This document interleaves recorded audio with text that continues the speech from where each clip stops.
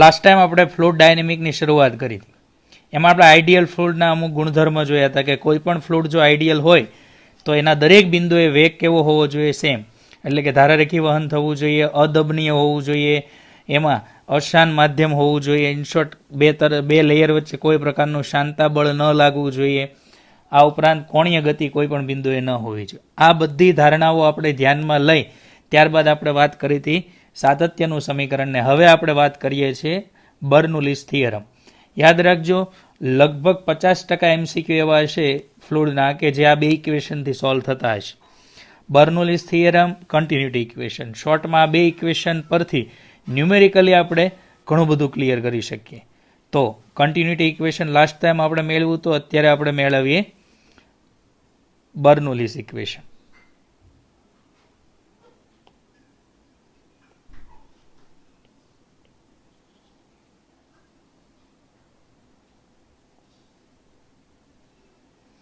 ધારો કે આપણે એવું માની લઈએ કે અહીંયા એરિયા A1 છે, આ હાઇટ H1 છે, આ કોઈ આ જે નળીનો છેડો છે એની હાઇટ H1 છે અને આની હાઇટ H2 છે. અહીંયા એરિયા A2 છે. આ ઉપરાંત વધારાની ડિટેલ આપણે લખીએ તો જો અહીંથી ફ્લુઇડ ધારો કે V1 વેલોસિટીથી એન્ટર થાય છે, પ્રેશર અહીંયા છે P1. ઓકે, તો પ્રેશર શું કરે? અહીંયા આપણે ખ્યાલ આવી જાય કે પ્રેશર વેલોસિટી વધારતું છે. અહીંયા પ્રેશર આ દિશામાં છે અને વેલોસિટી છે આ દિશામાં. ઓકે, હવે આપણે અહીંયા એમ કહી શકીએ કે ભાઈ ધારો કે અહીંયા ડેન્સિટી રો છે લિક્વિડની અને ડેલ્ટા ટી સમયમાં ધારો કે ડેલ્ટા એમ જેટલું લિક્વિડ અહીંથી એન્ટર થાય છે. ઓકે, આ 1 પોઈન્ટથી એન્ટર થાય તો 2 પોઈન્ટથી એ સમયમાં એ બહાર નીકળવું જ જોઈએ કન્ટિન્યુટી ઇક્વેશનને આધારે. તો હું એમ કહી દઉં કે ધારો કે ડેલ્ટા વી જેટલું ફ્લક્સ પસાર થાય છે, કારણ કે આપણે લાસ્ટ ટાઈમ જોયું હતું કે દળનું સંરક્ષણ એ જ કદનું સંરક્ષણ હતું. તો ધારો કે ડેલ્ટા ટી સમયમાં 1 બિંદુએથી ડેલ્ટા વી જેટલું ફ્લુઇડ દાખલ થતું હોય તો 2એથી ડેલ્ટા વી જેટલું બહાર આવે. આ તો આપણને ખ્યાલ છે. ઓકે, હવે આપણે સાબિત કરવો છે બર્નોલી ઇક્વેશન. તો કંઈ નથી, આપણે માત્ર કાર્ય ઉર્જા પાવરના પ્રમેયને આધારે આ વસ્તુ સાબિત કરી શકીએ. આપણે શું કહીશું કે ફ્લુઇડનો અહીંયા વેગ V1 છે અને અહીંયા વેગ V2 થઈ જાય છે. તો આવું થાય છે શા માટે? તો અહીંયા ઘણા બધા કાર્ય છે. જો P1 દબાણ કાર્ય કરે, P2 દબાણ કાર્ય કરે, ગ્રેવિટી કાર્ય કરે, તો આપણે શું કરશું? 1 પાસે ગતિ ઉર્જા પ્લસ દબાણ વડે થતું કાર્ય પ્લસ ગુરુત્વાકર્ષણ વડે થતું કાર્ય બરાબર 2 પાસે ગતિ ઉર્જા. ઓકે, હવે દબાણ P1 વડે કાર્ય થાય ને એ પોઝિટિવ હશે, દબાણ P2 વડે થતું કાર્ય કેવું હશે? નેગેટિવ. આ ઉપરાંત ગ્રેવિટી વડે તો ઓલવેઝ વર્ક ઋણ જ હશે. કેમ? કારણ કે હાઇટ પ્રાપ્ત કરે છે, એટલે ગ્રેવિટી વડે જે કાર્ય થતું હશે એની નેગેટિવ હશે.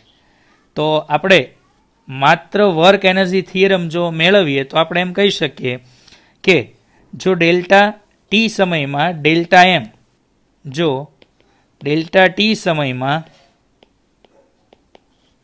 ડેલ્ટા એમ તરલ વહન પામતું હોય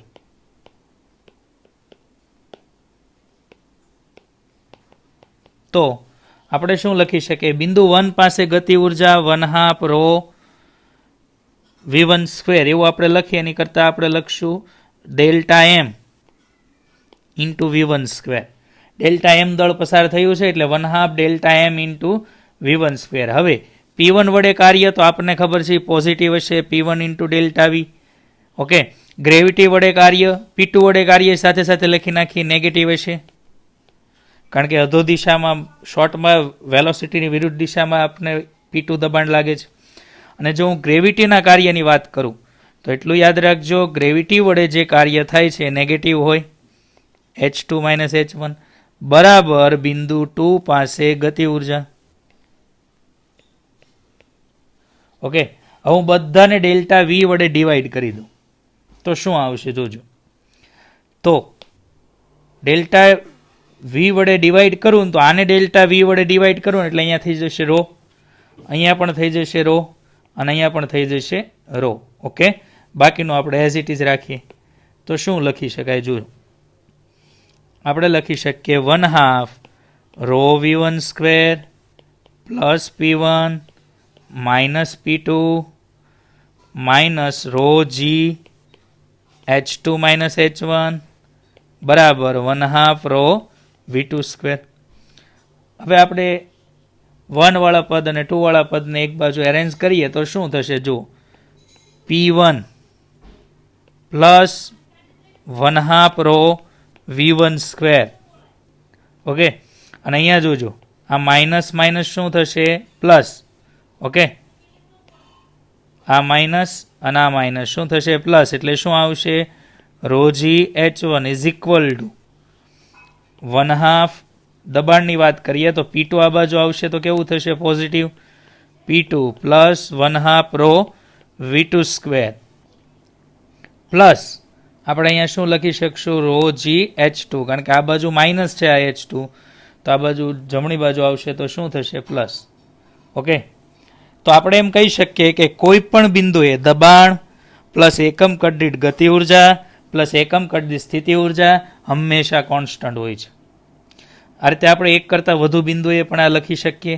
તો હું એક સામાન્ય ઇક્વેશન લખી નાખું છું. દબાણ plus 1/2 rho V square plus rho g H is equal to constant. Okay, હવે જો માત્ર ઇક્વેશન છે ને એનર્જી કન્ઝર્વેશનનો નિયમ છે, બીજું કંઈ નથી. ઉર્જાનું સંરક્ષણ થાય છે. જો આપણે એમ કહી શકીએ દબાણ એટલે શું? તો કે એકમ કદ દીઠ કાર્ય. આ 1/2 રો V સ્ક્વેર એકમ કદ દીઠ ગતિ ઉર્જા અને એકમ કદ દીઠ સ્થિતિ ઉર્જા એ હંમેશા કેવો હોય? કોઈ પણ જગ્યાએ એનો સરવાળો કેવો હોય છે? તો કે કોન્સ્ટન્ટ હોય છે. આપણે કહી શકીએ ઉર્જા ઘનતા કેવી? તો કે પોટેન્શિયલ એનર્જી ડેન્સિટી, એટલે કે સ્થિતિ ઉર્જા ઘનતા.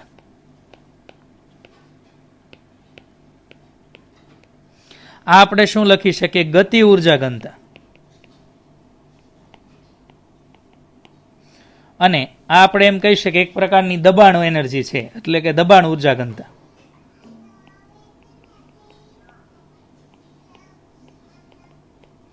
તો બર્નોલી ઇક્વેશન એક પ્રકારે ઉર્જા સંરક્ષણનો નિયમ છે કે કોઈ પણ બિંદુએ દબાણ પ્લસ એકમ કદ દીઠ ગતિ ઉર્જા પ્લસ એકમ કદ દીઠ સ્થિતિ ઉર્જા હંમેશા કોન્સ્ટન્ટ હોય છે. ઓકે, આ બર્નોલી ઇક્વેશનને આધારે આપણે ઘણી બધી વસ્તુ સમજી શકીએ. તો આપણે એ વન બાય વન જોઈએ. તો પહેલા વાત કરીએ આપણે velocity and pressure trade off. Velocity pressure trade ઓફનો મતલબ શું થાય? તો હું એમ કહી દઉં કે સમાન લેવલના બિંદુ માટે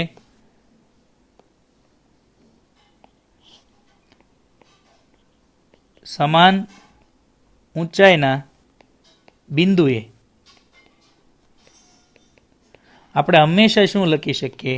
દબાણ પ્લસ એકમ કદ દીઠ ગતિ ઉર્જા બરાબર કોન્સ્ટન્ટ.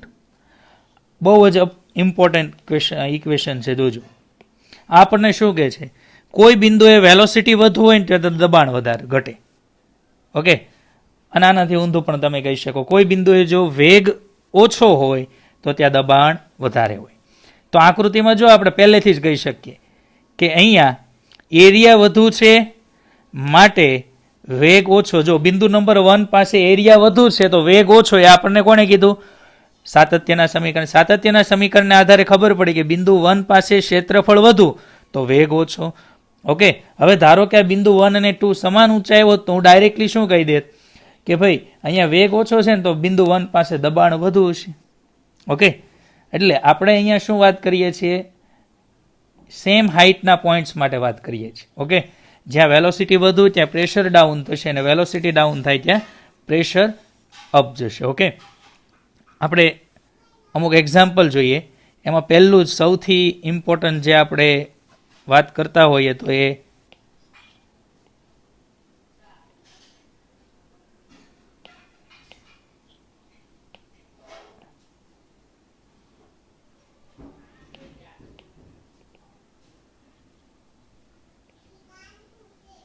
એરોફોઇલની જો વાત કરું તો આપણને ખબર છે કે અહીંયા છે ને પ્લેન જે એરોફોઇલ છે એરોફોઇલ પરથી પ્લેન ડિઝાઇન કરવામાં આવ્યું છે. શોર્ટમાં એરોફોઇલની જો હું વાત કરું તો આપણને ખબર છે કે અહીંયા એરિયા વધુ છે એટલે આપણે એમ કહી શકીએ કે અહીંયા વેલોસિટી છે ને એ ખૂબ વધુ હશે. એની આસપાસ જે વાયુ ગતિ કરતો હશે એની વેલોસિટી એકદમ વધુ હશે. એટલે જો મેં અહીંયા તારા રેખાઓ નજીક નજીક રાખી છે, અહીંયા કેવી હશે? દૂર. એટલે અહીંથી જ મને ખબર પડે કે જો હું સેમ લેવલના બિંદુ ધારી લઉં તો અહીંયા વેલોસિટી વધુ, એટલે અહીંયા પ્રેશર ઓછું હશે. અહીંયા વેલોસિટી ઓછી હશે એટલે પ્રેશર વધારે હશે. માટે આ એરોફોઇલને ઉપર તરફ એવું બળ લાગશે જે એના વજન બળને સમતોલે. નીચે તરફ P2 લાગતું હશે, પરંતુ એ P2 ઓછું હશે અને P1 કેવું હશે? વધારે. તો આ એરોફોઇલ આકારનો કોઈ પણ પદાર્થ હવામાં શા માટે તરી શકે? કારણ કે એના નીચેના ભાગમાં હવા ધીમી ગતિ કરતી હોય, ઉપરના ભાગમાં હવા વધુ ઝડપથી ગતિ કરતી હોય. આથી ઉપરના ભાગમાં દબાણ ઘટે, નીચેના ભાગમાં દબાણ વધે. આ દબાણનો તફાવત તેને અમુક ઊંચાઈએ સમતોલનમાં રાખે છે. ઓકે, આ જ રીતે આપણને ખ્યાલ હોય તો આપણે એવું કહેવામાં આવે કે ટ્રેન પ્લેટફોર્મ પર આપણે ઊભા હોઈએ તો જ્યારે ટ્રેન આવતી હોય તો થોડું દૂર રહેવું. શા માટે? જ્યારે ટ્રેન પ્લેટફોર્મની નજીકથી ખૂબ સ્પીડથી પસાર થતી હોય તો તેની આસપાસના હવાના અણુઓ સ્પીડમાં હોય. આથી ટ્રેનની આસપાસ દબાણ ઘટી જાય.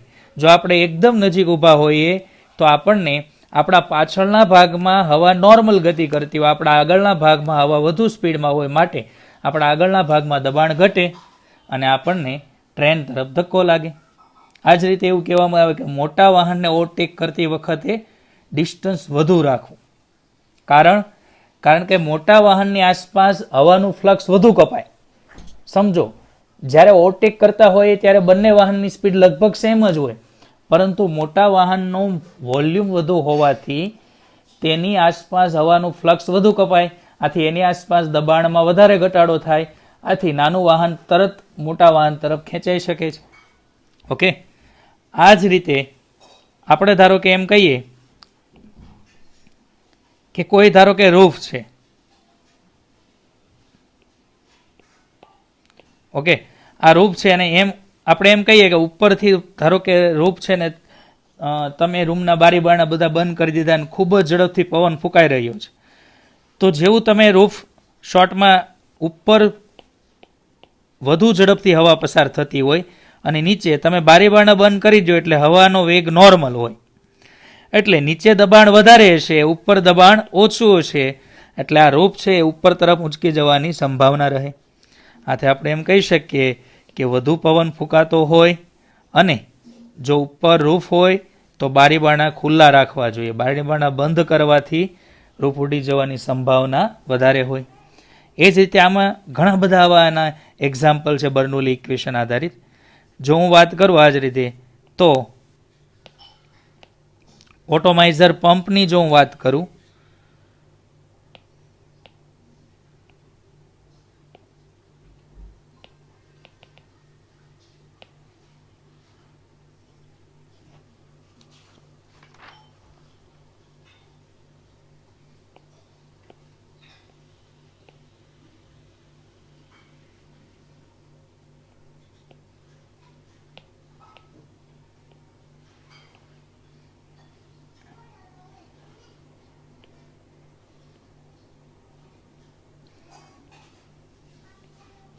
જો આપણે ખ્યાલ છે ઓટોમાઇઝર પંપમાં અંદર લિક્વિડ ભરેલું હોય છે અને આ રીતે આપણે બ્લો કરીએ તો શું થશે કે અહીંયા વધુ સ્પીડમાં હવા, અહીંયા જે વેલોસિટી હશે હવાની એ વધશે.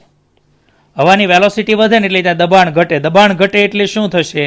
અંદરથી લિક્વિડ ઉપર તરફ ખેંચાઈ આવે અને એ લિક્વિડ અહીંયા આપણને અલગ અલગ દિશામાં ફ્લો થતું દેખાશે. એટલે આપણે એમ કહીએ કે ઓટોમાઇઝર પંપમાં જ્યારે આપણે બ્લો કરીએ ત્યારે વધુ સ્પીડમાં હવા પસાર થાય, ત્યાં દબાણમાં ઘટાડો થાય. દબાણમાં ઘટાડો થાય એટલે ત્યાંથી જે લિક્વિડ છે એ ઉપર તરફ ખેંચાય અને બૂંદ સ્વરૂપે બહાર ફેંકાય છે. તો શોર્ટમાં આ બર્નોલીના ઇક્વેશન આધારિત આપણે ઘણા બધા આ પ્રકારના એક્ઝામ્પલ જોયા. ઓકે, હવે આપણે વાત કરીએ આ જ રીતે એવા એક બે એક્ઝામ્પલ આપણે આ રીતે કહી શકીએ. ધારો કે આ આકારનું કોઈ પાત્ર છે.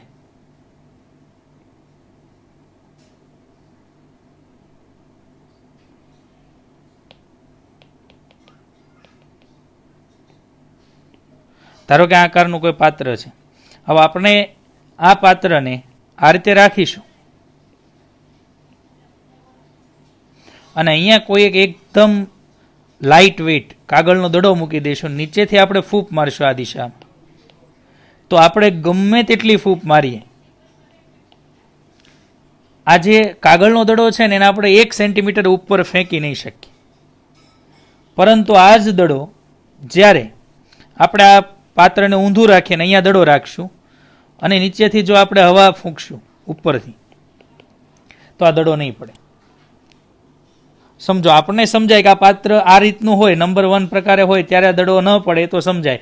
પરંતુ પાત્ર ઊંધું કરી દઈએ તો એમાં રહેલો કાગળનો દડો પડી જવો જોઈએ. પરંતુ તમે જ્યાં સુધી ફૂંક મારશો ત્યાં સુધી નહીં પડે. એનું રીઝન શું છે? તો આપણે હવે રીઝન સમજીએ કે અહીંથી આપણે ફૂંક મારીએ છીએ ને ત્યારે અહીંયા ફૂલ સ્પીડમાં હવા, સમજો અહીંથી જેટલું કદ દાખલ થયું ને એટલું અહીંથી બહાર આવવાનું છે. એટલે આ કન્ટિન્યુટી ઇક્વેશન પ્રમાણે અહીંયા જે વેલોસિટી છે એની કરતાં અહીંયા વેલોસિટી ખૂબ જ વધુ હશે, એટલે દબાણ ઘટે. દબાણ ઘટે એટલે દડો ઉપર જવાની જગ્યાએ નીચે તરફ ખેંચાશે. ઓકે, સેમ વસ્તુ અહીંથી જ્યારે હવા પસાર થતી હોય ત્યારે વેલોસિટી વધુ હોય, આથી દડો ઉપર તરફ ખેંચાય દબાણ ઘટે માટે, અને નીચે વજન બળ હોય તો આથી આ દડો પાત્ર ઊંધું હોવા છતાં સંતુલનમાં રહે છે. તો આમ બર્નૌલી અને સાતત્યના ઇક્વેશનને આધારે આપણે ઘણા બધા પ્રેક્ટિકલ એપ્લિકેશનો પણ છે અને ઘણા બધા એક્ઝામ્પલ આપણે ગણી શકીએ. તો આપણે એક એક્ઝામ્પલ જોઈએ. ધારો કે આપણે બર્નૌલી ઇક્વેશન આધારિત એક્ઝામ્પલ એકદમ સિમ્પલ જ હોય છે, માત્ર ઇક્વેશનને આધારે આપણે આન્સર આપવાનો હોય. આપણે એવું માની લઈએ કે આ હાઈટ 2 મીટર છે, આ હાઈટ 5 મીટર છે. ઓકે, આ ઉપરાંત અહીંયા વેલોસિટી જે છે એ આપણે કહી દઈએ 1 મીટર પર સેકન્ડ છે. અહીંયા ધારો કે હું એરિયા કહી દઉં 4 × 10⁻² મીટર સ્ક્વેર છે. અહીંયા એરિયા છે ધારો કે 2 × 10⁻² મીટર સ્ક્વેર. અહીંયા વેલોસિટી આપણને ખબર નથી. ડેન્સિટી પાણી છે ધારો કે 1000. તો આ ક્વેશ્ચનમાં આપણને શું પૂછવું છે? ક્વેશ્ચનમાં એવું પૂછેલું છે, આપણે ઘણું બધું પૂછી શકે. આપણે એવું પૂછે કે ભાઈ દબાણ વડે થતું કાર્ય જણાવો. આપણે એવું પણ પૂછે કે ગુરુત્વાકર્ષણ વડે થતું કાર્ય જણાવો. તો પહેલા આપણે ગુરુત્વાકર્ષણ વડે થતું કાર્ય મેળવીએ. જો ગ્રેવિટી વડે વર્ક ડન બાય ગ્રેવિટી જો આપણે લખવું હોય તો આપણે -mg h2 - h1 delta mg h2 - h1 by v, એ તો આપણને ખબર છે. ઓકે, તો આપણે ગ્રેવિટી વડે જે વર્ક થાય છે એકમ કદ દીઠ એ જ આપણે મેળવવું છે. તો આપણે શું કહીશું? -ρg h2 - h1. રો આપણી પાસે શું છે? 1000. g 10 લઈ લઈએ. h2 - h1 એટલે 5 - 2, એટલે આપણે લખી શકીએ -3 × 10⁴ જૂલ પર મીટર ક્યુબ. પર મીટર ક્યુબ ગ્રેવિટી વડે જે કાર્ય થાય ને આ જ. હવે ધારો કે આપણે એમ કીધું કે પર મીટર ક્યુબ દબાણ વડે થતું કાર્ય જણાવ, એટલે P1 - P2 જ આપણે મેળવવાનું છે. કારણ કે આપણને ખબર છે એકમ કદ દીઠ કાર્ય દબાણ વડે થતું કાર્ય એ P1 - P2 છે. તો આપણી પાસે જે શું ઘટે છે એ જોઈએ. 1 પાસે વેગ છે, ઓકે, 1 પાસે દબાણ, 2 પાસે દબાણ, એ બેનો તફાવત મેળવો એટલે એનો કોઈ પ્રશ્ન નથી. હાઈટ છે, 2 પાસે વેગ નથી. તો પહેલાં આપણે કન્ટિન્યુટી ઇક્વેશનને આધારે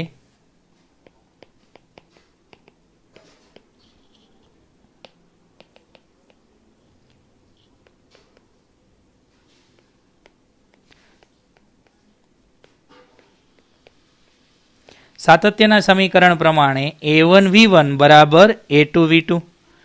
હવે જો અહીંથી જ આપણને ખબર પડે કે એરિયા અહીંયા બમણો છે, માટે અહીંયા વેલોસિટી અડધી હશે. અહીંયા એરિયા અડધો છે તો વેલોસિટી બમણી થવી જોઈએ. તો V2 આપણને મળ્યું કેટલું 2 મીટર પર સેકન્ડ. ઓકે, હવે આપણે બે બિંદુએ મતલબ આ બર્નોલીનું ઇક્વેશન લખી દઈએ. P1 plus 1/2 rho V1 square plus rho GH1 is equal to P2 plus 1/2 rho V2 square plus rho GH2. આપણે શું જોઈએ છે? P1 minus P2. તો P1 માઇનસ P2 બરાબર 1/2 rho V2 square minus V1 square plus rho GH2 minus H1. ઘનતા આપણી પાસે કેટલી છે? તો કે 1000. V2 square minus V1 square એટલે 2 square minus 1 square plus 1000 into 10 into 5 minus 3. તો આપણે શું લખી શકીએ અહીંયા?